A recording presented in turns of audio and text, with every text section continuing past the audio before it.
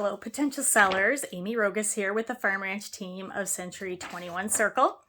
If you are watching this video, it is because I have emailed you an estimated net proceeds sheet, and I wanted to explain it kind of line by line because it does confuse people if they're not aware of what everything means. So I've got my little cheat sheet here, so bear with me as I look over to my left. On top there is obviously your name and your property address. And then the first bold line is my estimated sales prices. So I'm giving you 3 different scenarios because, of course, we never know exactly what a property is going to sell for. Likely, I have just gone over with you the market analysis, and at the end of that, I've given you a price range. So I've filled in the 3 blanks with the low, medium, and high prices of that range. So that's the top line. In terms of the expenses that follow it, closing cost credit. Now, normally that is a buyer would ask for that if they don't quite have enough money to both like put down on the property, and especially like, for example, if some repairs are needed and they want to save some money back for that, they may ask you for some closing cost credit. Honestly, I haven't seen it lately, and also with regards to the farm and ranch properties, I haven't seen it in a very long time. I've seen it more when I was doing residential. And closing cost credits are something that it's negotiable, so I've just zeroed that out for the moment. If you do decide to list your property, and when we get an offer, do know that I will update the proceeds sheet so that we can look at, whatever the offer is and tweak this sheet so it gets as close to reality as possible. But for now, that's why it's called estimated. All right. Second line is your mortgage payoff. So, we call it an expense because, of course, the sale price is not all going in your pocket. We got to pay off your mortgage first. Attorney fees. Now, I put $500 in there because the attorney that I recommend does have a flat fee. Most of them that focus in real estate do. However, there are some that do charge for every phone call and every letter and whatnot. And it can get pricey, but I have worked with some of those attorneys and they are excellent. So, you get what you pay for. Title charges. Now, this varies a little bit depending on the title company that you use or that your attorney uses, and also with the sale price of the home. So that varies a little bit.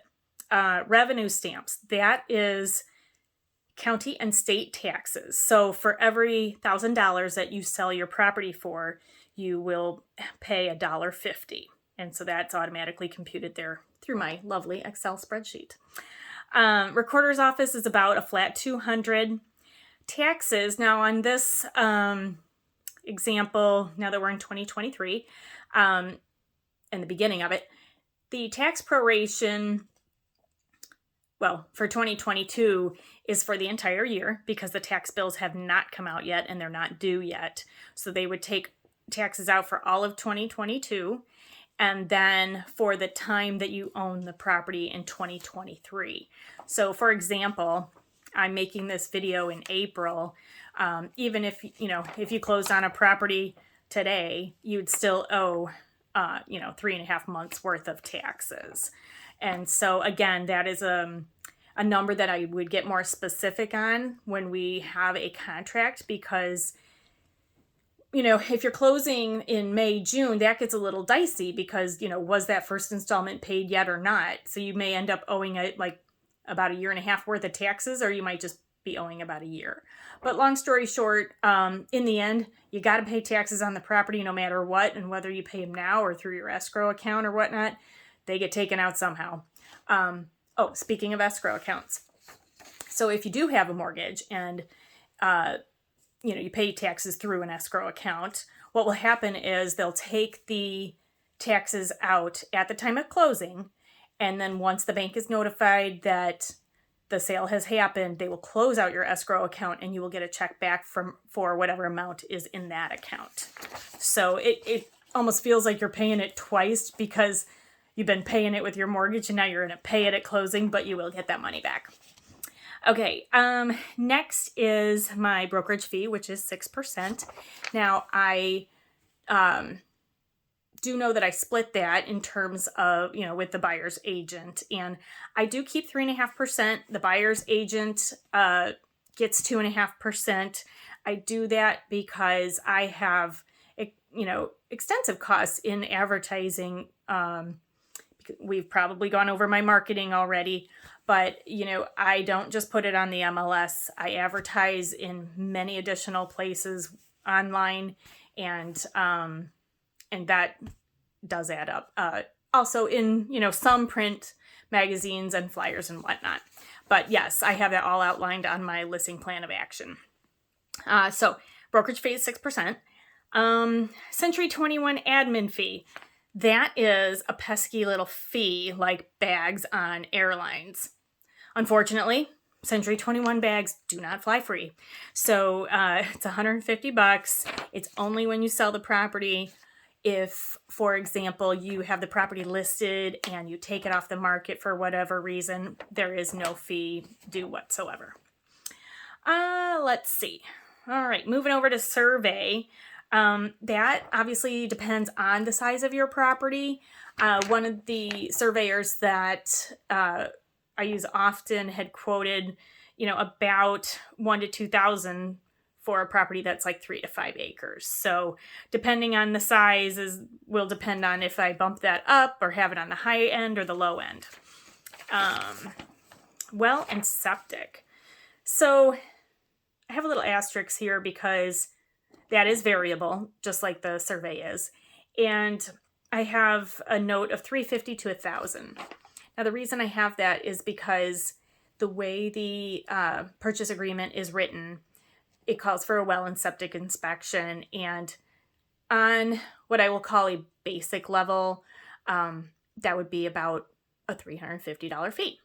Now, if the buyer's agent asks for the septic tank to be dug up and inspected and pumped, well, wait, let me just go back to that. Dug up and inspected, that can be an additional fee. And if they ask to have it pumped while they've got it dug up, which, why not? Then that can be an additional fee as well. So I've seen fees range as high as $1,000. Also, it depends on if one company comes out to do both inspections or if a well company comes out to do one and a septic company comes out to do the other. Trick charges, I guess. I'm not real sure. Termite inspection. I don't honestly see those much anymore. And again, it's an asterisk, so it's a negotiable item and fees vary a little. I've seen some inspectors do it for as little as $75. I put $150 in there, just kind of as a placeholder because I like to err on the side of caution. I mean, with this whole proceeds sheet, I do know that, I try to say, escalate the numbers somewhat because I would rather you walk away from closing with a check and a smile on your face thinking, oh, that's more than I expected, versus what the heck, Amy's numbers were completely off, which hasn't happened. But so I try to give you kind of worst case scenario on that. And plus, when you do get a contract on your property, your attorney will be working on a settlement statement and that can get you more exact numbers as you go along. Let's see, home warranty. Again, a negotiable item. I don't suggest to my sellers that they particularly offer one up front. That is something that, first of all, I don't want to spend your money if I don't have to. And secondly, if a buyer really wants one, they can ask for it at the time they put in an offer. And lastly, if you still don't want to give it to them or whatnot, they can go out and buy one themselves. Nothing says that the seller has to purchase it. But the basic fees run about $550, maybe nowadays up to $6, I think I've seen as well. And then, of course, if you have an extremely larger house that may have additional furnaces or air conditioning units or whatnot, that might be extra as well. Closing escrow fee.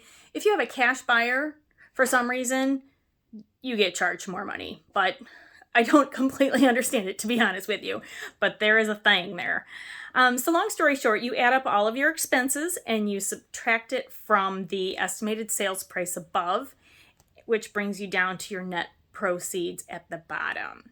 So I hope that all makes sense. Certainly after you've had a chance to listen to this and review the sheet, if you have any questions, give me a call, text, email 815-210-8633 or amy@farmranchteam.com. Thank you so much for listening. Bye-bye.